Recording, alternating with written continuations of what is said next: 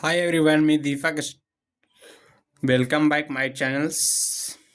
Today we learn some numericals of power factor of AC series. तो सबसे पहले मेरे पास क्वेश्चन है, एक coil been connected across a 100 volt DC supply dissipated 500 watt of power.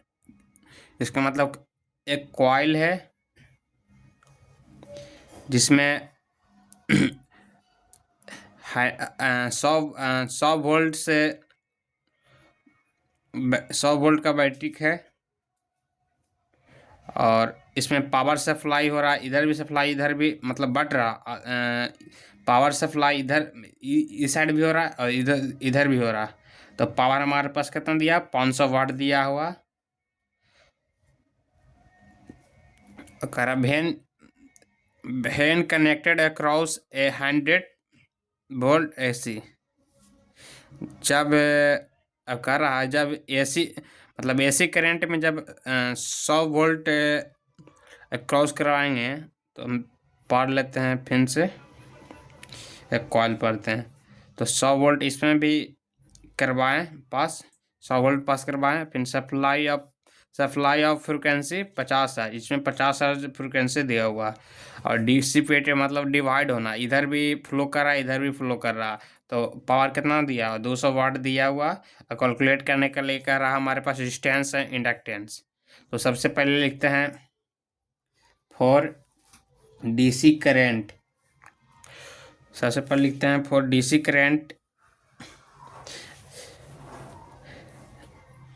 DC current में सबसे पहले मतलब डायरेक्ट करेंट में सिर्फ रेजिस्टेंस सिर्फ निकलेगा, क्योंकि रिएक्टेंस 0 होता है इसका। In DC current reactance of coil is equal to 0। तो F बराबर 0 हो जाएगा, फिर XL is equal to pi F L होगा ये, फिर इज इक्वल टू 0 हो जाएगा। सो इसीलिए हम लोग hence only resistance of coil find करेंगे। तो सबसे पहले उसके बाद हम इसके लिए लिखते थोड़ा सा लैंग्वेज अल्टरनेटिव करेंट के लिए। तो in alternative current both resistance and inductance are obtain, दोनों निकलेगा। तो सबसे पहले लिखते हैं डीसी करेंट के लिए। डीसी करेंट के लिए हम लोग निकालते हैं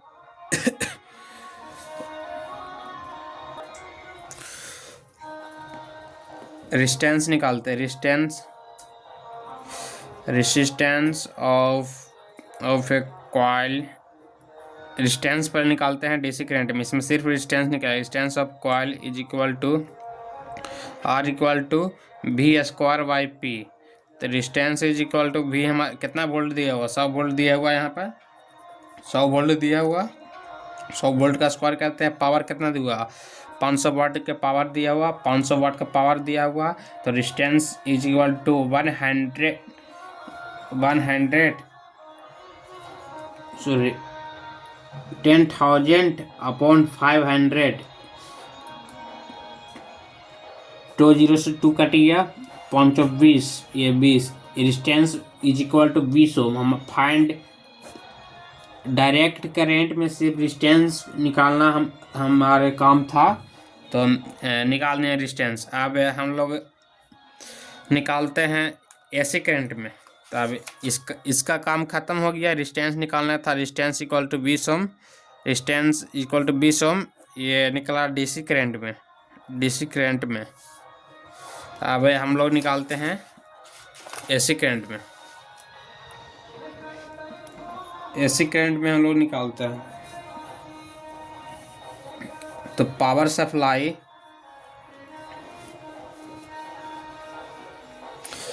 power consume is equal to P is equal to VI cos phi. VI का मान कितना, करंट हम लिख सकते हैं इसे V/Z हमें लिख सकते हैं, तो V/Z लिख सकते हैं। और cos फाई को हम लिख सकते हैं, R/Z। ये बेसिक ये आना चाहिए करंट को निकालने के लिए V/Z और cos फाई का R/Z। तो R/Z, तो P is equal to V²/Z² R हो गया। अब तो यहाँ पर फाइंड इम्पीडेंस निकालेंगे, इम्पीडेंस। तो Z is equal to √V²R/P। देखिए इम्पीडेंस निकालना था, तो यही मतलब Z लिख दिए ये, और ये Z इस साइड चल गया तो हो गया V²/R। तो ये रूट स्क्वायर था, यही पर रह गया, तो इसे लिख सकते हैं हम इसको। तो Z is equal to V का मान कितना दिया हुआ, ये हम याद रखना होगा कि AC करंट में हम निकाल रहे हैं, अल्टरनेटिव करंट में। तो V का मान हमारे कितना दिया हुआ, 100 वोल्ट दिया हुआ। 100 वोल्ट का स्क्वायर कहते हैं इंटू R का रेजिस्टेंस कितना आया था, रेजिस्टेंस 20 ओम आया था, 20 ओम आया था। और P का मान कितना था, पावर कितना वाट के फ्लो कर रहा था, 200 वाट का कर रहा था। तब इसको कहते हैं Z इज इक्वल टू, ये हो जाता है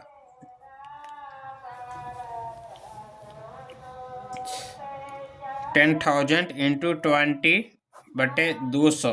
Z इज इक्वल टू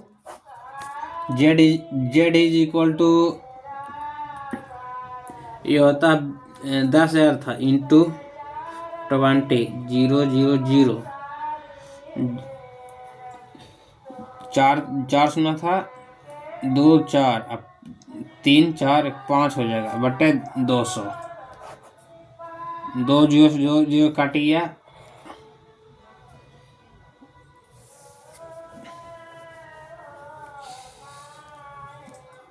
अब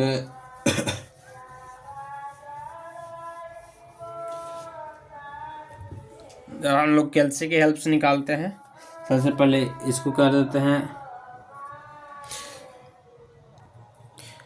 देखिए Z इज इक्वल टू कितना था, 2 शून्य से 2 शून्य काट गया, तब बचा 2 से 2 काट गया, तब बच गया 1,000 बच गया, 1,000 बच गया, 1,000। तब कैल्सी की हेल्प से 1,000 का रूट कितना आता, देखिए कैल्सी का 1,000 का रूट कितना,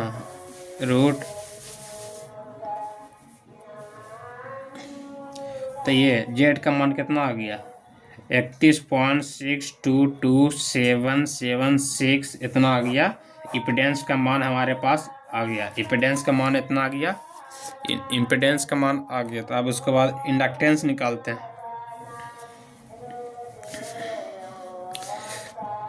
उसके बाद हम निकालते हैं, क्या निकालेंगे,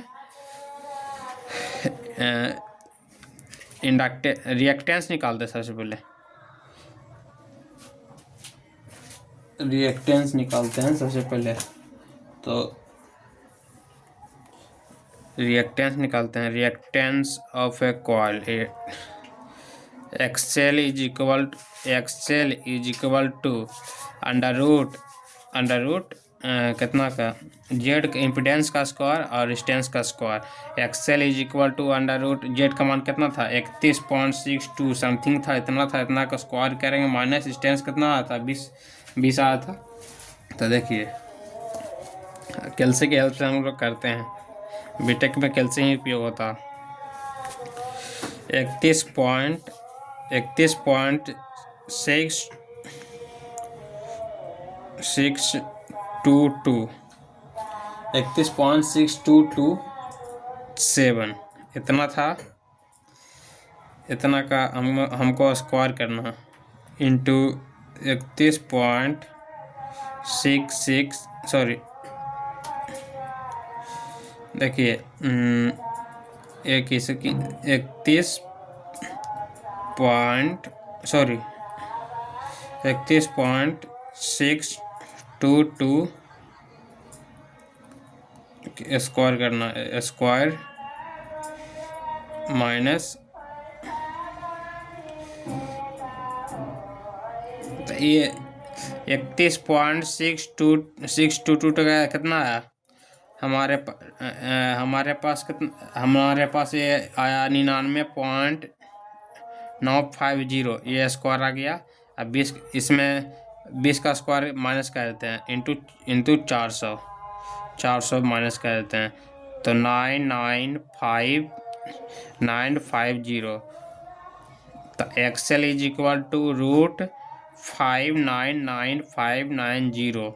तब एक कैल्सी की हेल्प से निकालते हैं रूट 599.950 सॉरी 50। तो एक्सेल कितना हमारे पास आ गया 24.493 एक्सेल आ गया। मतलब रिएक्टेंस, कॉइल का रिएक्टेंस आ गया। अब इंडक्टेंस निकालना, inductance of a coil, inductance of a coil L is equal to XL by 2πf। तो एक्सएल का मान हमारे पास कितना है 24.493।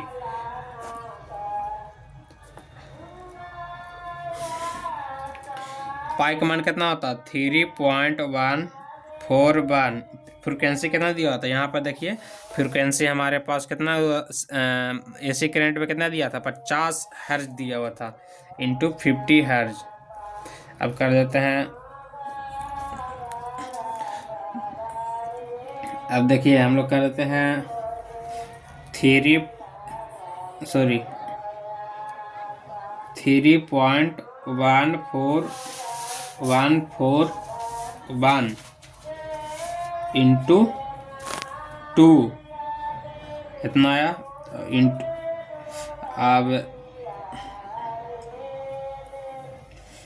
अब हम लोग करते हैं इंटू 50। तो कितना आ गया इतना का मान आ गया हम लोग के पास 314.1। तो एल मतलब हो गया इंडक्टेंस ऑफ कॉइल 24.493 बट्टा 314.1। एल का मान कितना आ जाएगा